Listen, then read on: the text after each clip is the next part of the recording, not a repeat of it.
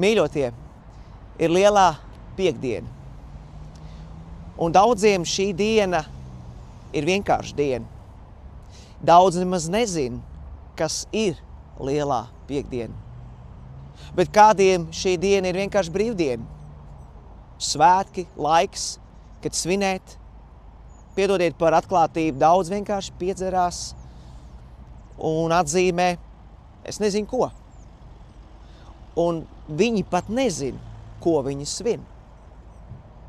Bet ir vērts tomēr apstāties savā tajā dzīves skrejienā un padomāt, ko tad īsti nozīmē lielā piekdiena.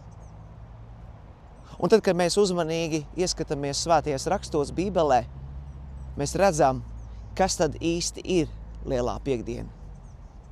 Mēs lasām, ka mūsu kungs Jēzus Kristus atstāja savu godību debesis un nonāca šo zemi pie mums cilvēkiem, pie grēciniekiem un atdeva savu dzīvību, mirdams pie Golgātas krusta. Mirdams pie Golgātas krusta viņš izsaucās viss piepildīts. Norādot to, ka ikvienam cilvēkam, kas atrodas grēkos, ir iespēja saņemt brīvību no grēka, piedošanu un jaunu sirdi. Iespēja būt glābtiem, bet tikai tad, kad tu atsaucies Dieva aicinājumam un Dieva mīlestībai. Mīļie, lielā piekdiena ir par to, ka tik ļoti Dievs pasauli mīlēja.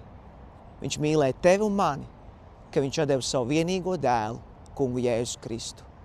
Novērtēsim to un apzināsimies, ka tā cena nebija lēta, bet ļoti, ļoti dārga. Tas viņam maksāja dzīvību. Lai Dievs jūs svētī.